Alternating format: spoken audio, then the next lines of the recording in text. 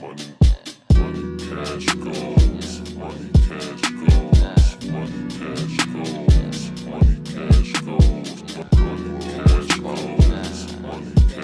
Money, cash goes. Money, cash goes. All right, welcome to the show, Money Cash Goals. We have Issac Epps with us today. We are on Money Cash Goals, where we get with experts and they tell us how to make money, spend cash to accomplish our goals. Today we have the finance man, Issac Epps. How you doing today, brother? How you doing, brother? Man, I'm doing great, man. I would first want to start off by saying thank you for coming in today and in here to drop some free value and some jewels on myself and the people. Again, like I said, this is Money Cash Goals. I am Lemont Walker. You know, I'm thankful for the new platform and Clubhouse. I was able to meet Issac. I've been able to network with great people, and now we can get this information to our people, everybody, faster. Issac Epps was born and raised in Louisville, Kentucky, to a single mother of three. And she had him by the age of 20. And by the age of 24, she brought his childhood home that they lived in. It was his mother's determination, hard work, and sacrifice that motivated him to attend college and to study finance. Upon graduating from college, Issac Epps started his career in accounting through an employment at a railroad company in Atlanta, Georgia. Issac will continue on to venture into entrepreneurship through his own business, Golden Property Management, and Issac Epps, the Finance Man. Issac's mission is to maximize his impact on his community through making his name and brand synonymous with finance and good finance practices.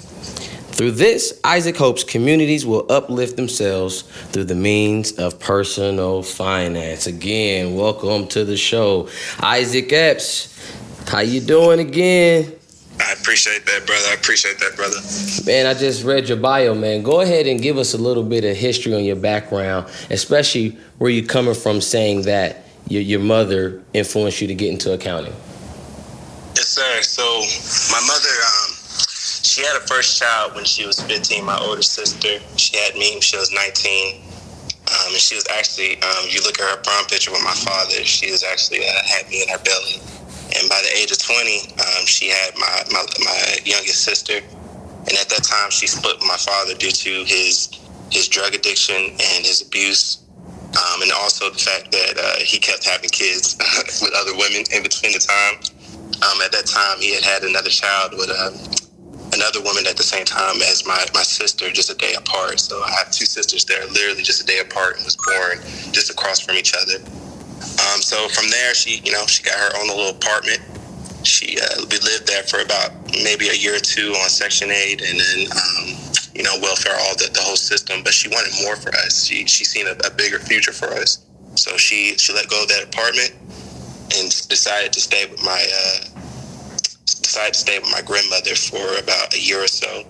We literally stayed on like a queen size bed that just laid on the ground. There was nothing else. It was just a queen size bed on the ground. It was just all of us.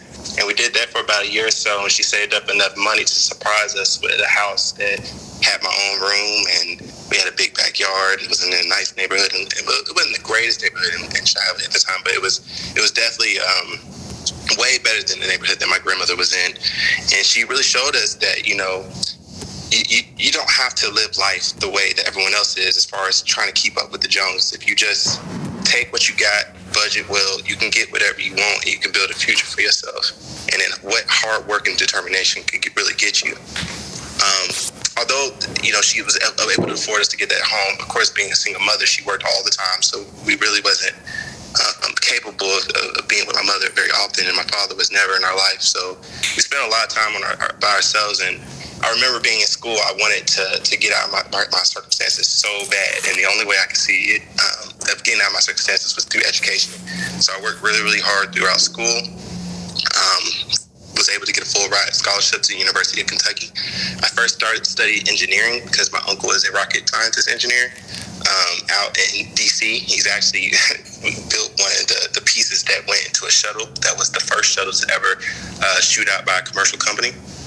So I wanted to do that as well. And I realized engineering wasn't for me the first day I went to class because it was extremely boring. I knew I wanted to do something with business. And so I took my first business class, which just so happened to be Accounting 201. And in that class, the teacher introduced it as, this is the way that businesses speak. So I told myself, if I want to learn how businesses speak, then I might as well study accounting. So I studied accounting, was able to get my first accounting internship working for Brown-Forman, which is the distributor for Jack Daniels, and it was an amazing internship. It just so happened that this company was also located in Chablis, where I live at in Louisville, which surprised me, right? Because Chablis is not the greatest neighborhood, especially where this part was at. It was more close towards the West End, but this campus was beautiful. They just blocked it out from the rest of the world. And so from that opportunity, I was able to get another opportunity working under a CPA, doing taxes and helping him with his financial, with his clients. And part of that job was, of course, doing taxes, a lot of taxes, but also I was able to look at their investments, the investments of a lot of people in Kentucky who were rich and what they were investing in. So I learned a lot about REITs and whatnots and how much, how much the rich was really getting off their investments. And then two, when I was doing their taxes, I learned how they was able to deduct, how they were able to limit their tax liability pretty much. And when I was there, I realized that this service is beautiful. It's perfect for those who are able to be in that position to, invest into their retirement and invest into in the investments and whatnots. But there was no such thing as a financial advisor for people who wasn't quite ready to be at that point, who just needed help with what some would call the basics. But to me, it's like, it's not always basic, right? We all have our own talents. So I always had this planning in my head that we really need a financial advisor for my community, and my community needs certain types of services so they can get from point A to point B. So I eventually got another internship working for a railroad company called Norfolk Southern. And I worked my ass off there because it was an amazing opportunity to be able to work in Atlanta, Georgia. So I was really hoping that if I worked hard enough, they would want to hire me after I graduated. And that's exactly what happened. I ended up getting a job in accounts payable, did that for about 2 years, and then now I'm a purchasing supervisor where I purchase things for them. So the amount of things I purchase for them is it could be random, but the contracts are pretty high, and it gives me an opportunity to not only learn more about the railroad company, but the vendors that I work with are mom and dad shops, if you think about that. So that gives an opportunity for me to allow minority businesses to do business with us, whatever services I'm purchasing, whether it's IT contractors, or I'm buying this, or I'm buying this, or I'm buying that. So it really puts me in a good position to assist my community through that way. And I also started two businesses. One of the business called Golden Property Management, which is real estate. I have tenants and I rent out rooms. And Issac Epps the Finance Man, where I personally assist people with their credit. And the services go beyond that, but I don't want to go too much into a tangent, so I'm gonna leave it there. Man, brother, that's some amazing work right there that you're doing, that you have done, and what you're looking to do. When you get to talking about real estate, that's my sector right there. So, I got a little anxious when you started talking about real estate. But I want to keep it on subject, talking about the credit, because you are the finance man. I want to touch a little bit on that personal credit, and you said that you wanted to help people, especially people in our community that wasn't ready. Now, when someone's not ready, okay, let's go on personal credit right now. Say I'm a guy, like your situation. Say I'm a guy, I'm a single father, I have 3 children. I just went and tried to purchase a house, and I didn't get approved. So I'm like, man, what am I gonna do? Somebody tell me about Issac Epps. And I go and say, hey, Isaac, man, I got a 450 credit score. I'm trying to buy this house. And, man, I'm working a job, and they told me I got to get a second job. I'm only making $16 right now, but I don't have time for a second job. What do I need to do to fix my personal credit so I can give me a home? Right. So the first step for me, the way that I help people with their credit is the same, is using my talents, right? When I was in school, I was known for being a really, really, really good tutor, especially when in the business world, business classes, because they get pretty hard, especially when you think about accounting, finance, and statistics. So I help my clients do education. First, making them understand what credit is, and then two, creating a game plan that aligns to their goals. So in this particular case, my client is saying that he wants to purchase a home. Yes, credit is very important in this instance, but also what's important is their DTI ratio, which is your debt to income ratio. And then also, other factors as well. So not only will I have to assist them with their credit as far as getting them acquainted with Credit Karma and going through each of the 6 credit factors and showing them their impact, and then creating that specific game plan to assist them to getting their credit optimized. But then we have to talk about your debt to income ratio. So how much income are you bringing in, and how much debt do you have? What can we let go so that we can able to optimize your opportunities to lower your interest rates on those homes? Because it's extremely important that you come in correct when you get a home. A home is very, very expensive. And when you talk about interest rates, half of a point, when I say a point, I'm saying half of a percentage. So just half of 1%, 0.5% is a huge difference on what you're paying. So in my instance, when I built my first home, I constructed it out in April. I started off with a certain credit score, certain DTI ratio, and they quoted me a $15,000 down payment with a $1,400 something mortgage payment, right? For a new construction home, price of the home was about $250 something, right? Just by building my credit score up during the 6 months that the house is being built, because mind you, they have to rerun your credit again before you make a purchase. So that first quote when you're getting a new construction home is not necessarily exactly what you're going to be paying. So as long as you're able to build your credit and lower your DTI ratio during that time, they'll requote you for a better price. And in my case, I was able to lower my down payment from $15,000 to $10,000, and my mortgage went from $1,460 to $1,360. So if you think about that over the course of a 30-year loan, that's over $40,000 saved. So that's something I would let my client know, that we're just not just going to rush and get you a house just because you qualify. Because technically, you can get a home with an FHA loan with your credit score at 580, but I highly don't recommend that. You're going to get a subprime loan, and you do not want that. You want to be in a position where you're able to negotiate some really good rates. Man, see, this is the thing right here. I'm gonna say, hey, you guys, go ahead and get the pinging people, because he's dropping real jewels. You're not only helping people get their credit up, but you're telling them what to do with it. You're saying, don't just go get the loan when you get approved. That's what you're telling me? Yeah. Right. Yeah. And so you're giving them real finance information and the proper way to do it. And with personal credit, we know if you don't have a business, you need that personal credit. Mm-hmm. Most definitely. And it's so important. Like, it's not even just about houses. It's about your cars. It's about employment, right? My particular position, they ran my credit, right? So if I had a certain credit score, they would have let me go. They wouldn't have hired me. So a credit score means a whole lot. It means way more than people think it does. And it can lower, especially if you don't have a lot of assets, right? Because when it comes to financing, you're either financing a project with your own equity, if you have your own assets and whatnot, so you have your own cash, or you're able to finance it with someone else's money, the bank's money, which deals with your credit, right? So most cases, African Americans don't have a lot of equity.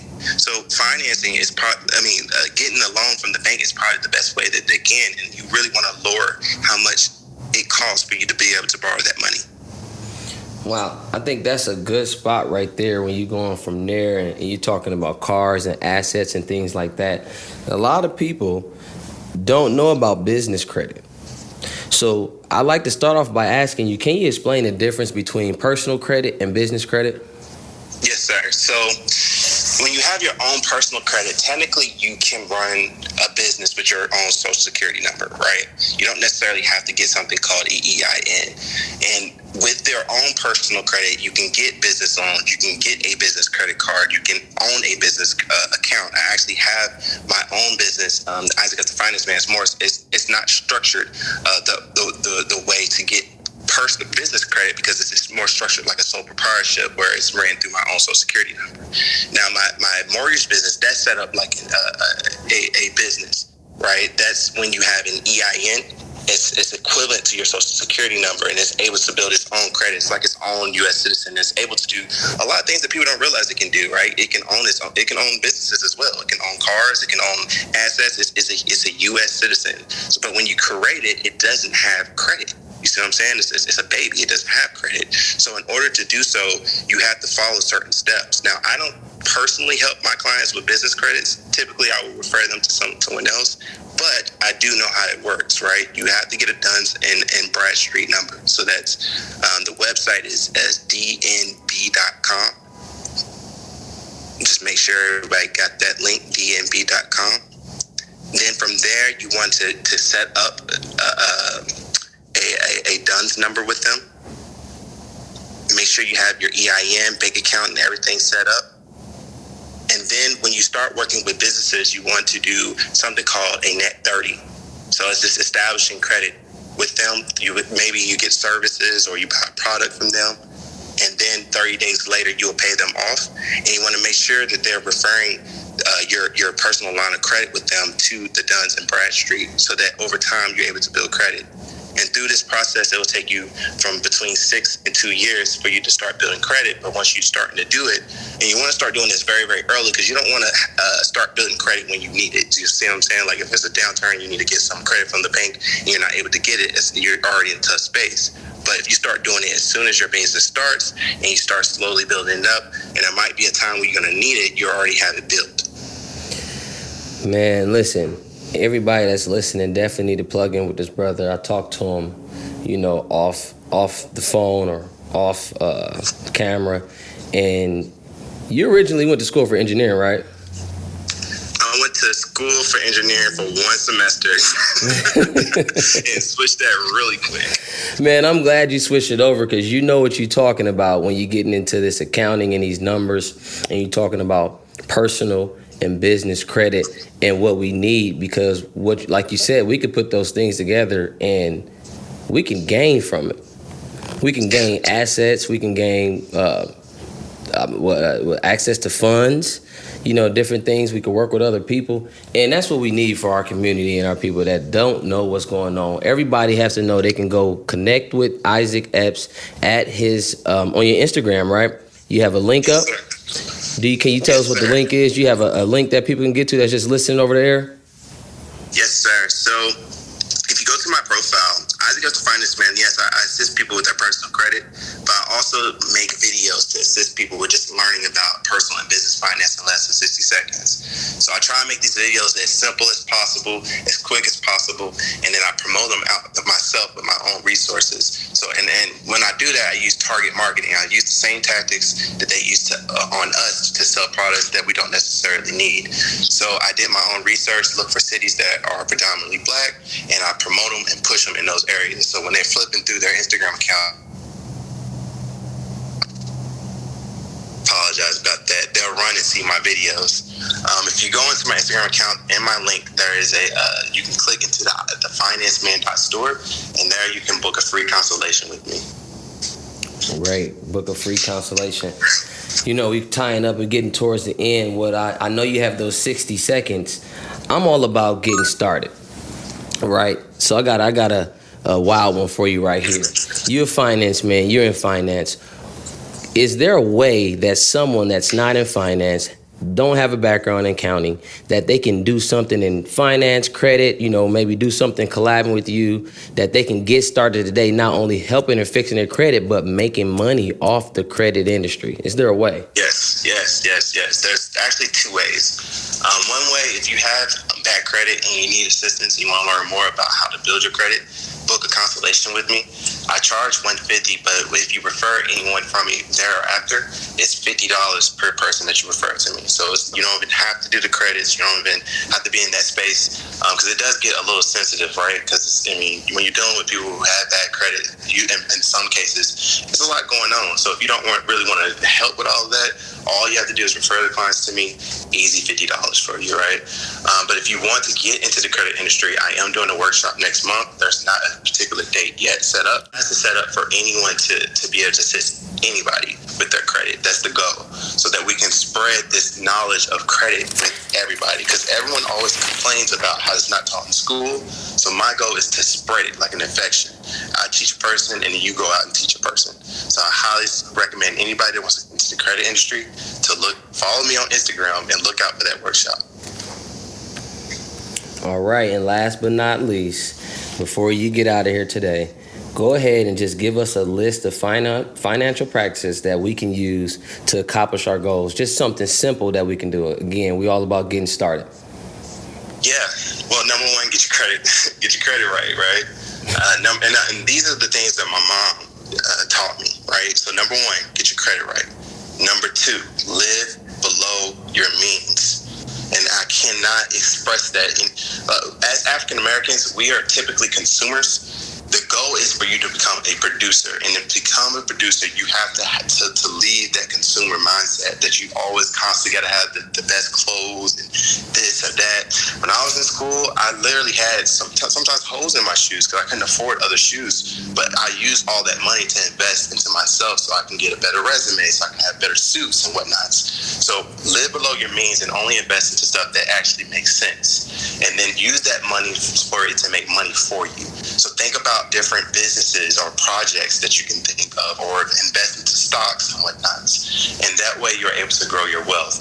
Anybody, and you really don't need a college degree. My mother did not have a college degree, and she lives very, very comfortably. You just need to understand that if you live below your means and invest, you will be able to grow your future. Live below your means and invest to grow your future. Man, I like you a lot, brother. Man, we all about accomplishing our goals. Again, if you want to get with Issac Epps, you can go to his Instagram page to book him. The link is in his bio. We're going to go ahead and close it out. I know we got some people in the audience. If you have any questions, you can raise your hand, come up here and ask us some questions. But really, he giving the jewels all the way out right there on your personal credit and your business credit. Live below your means. And invest. I think that's the number one thing. You got anything you want to leave us out with before we go, Issac? Yeah, that's really it. Please leave it's called I'm not sure if y'all watch Baby Boy. It's called Guns and Butter. Right, he teaches them, let them know that you can either invest yourself into guns and butter. Butter is that bullshit. So he says that's the clothes, the jewelry, all that stuff that's here today and gone tomorrow. But investing is when you the guns is the businesses, the stocks, the bonds, all that stuff. So invest into those bonds. Invest into those guns. That's what I say. All right, man. I thank you for coming on the show. I thank the guests. Everyone down in the audience listening to the show. Again, this has been Money Cash Goals, where we get with experts and they show us all how to make money and spend cash to accomplish our goals. I have been Lemont Walker. Thank you guys again. Thank you, Issac, man. I look forward to doing business with you in the future. Love you guys, man. I love you, brother, man. Be great. Keep doing what you're doing in the community, and definitely keep giving out that free value, and that money always going to come back, man. Thank you again. I appreciate it. All right, man. Appreciate you. Thank you. Hey, also, remember, you can go get that merch. Money Cash Goals merch is coming out, man. I'm going to send you something, Issac. I'm going to send you a T-shirt. Oh, man. I'm going to wear it, and I'm going to promote that. I promise you. All right, brother. Thank you. This is Lemont again with the MCG team. Our specialty is showing people how to make money in real estate with little to no experience or license. If you're interested, email us at solutions@baxbill.com to get started today. We encourage everyone listening to join the MCG team for free business tips and tools by going to moneycashgoals.club. Be sure to subscribe and share the show with anyone that you think will benefit from it. The links are in the description. Remember, let's be free, financially, healthily, mentally, spiritually, all 4 seasons as one free up season. Be great.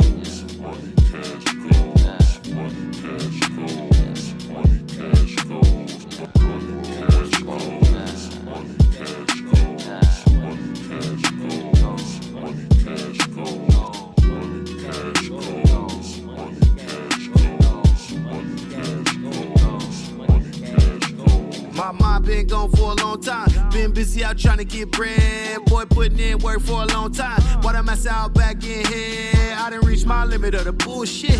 Did it 40 acres in a cool whip. Get it? Smooth clap with a cool kick. Yeah, I do's this. Yeah, I rules this. Like Cap ain't moving. Till the Cap start moving. I ain't losing. Nah, better put some respect on my name. The remix is never the same. All this knowledge I'm giving you game. All this knowledge I'm giving you game. All this knowledge I'm giving you game. All this knowledge I'm giving you game. Money, cash, goals. Money, cash, goals. Money, cash, goals. Money, cash, goals. Money, cash, goals. Money, cash, goals. Money, cash, goals. Man, for real, no, man, 98, 99, 2000, man, we was on some money cash holes, really thinking that's what it's all about. And now we know in 2021, you gotta have goals and ready to accomplish them in a way that find out how to. We on money cash goals, man, for real, that's what we on. Money, cash, goals, the only life that I know. Been told through multiple flows, creating multiple shows, multiple lives, the life that I live. Money is the cash on hand, cash be the bands, goals be the shit. Next level grit on the shit, get your piece of land. When you come through, and the sky is a sunroof, and the water is so blue. You and the wife in the sand doing 1-2. My life, yeah, I love you. Life's great, go play. We straight, on time, always early, never been late. Never diamonds, only jewels, strip gold. Money, cash, execute the goal. Money, cash, goals. Money, cash, goals. Money, cash, goals. Money, cash, goals. Money, cash, goals. Money, cash, goals. Money, cash, goals.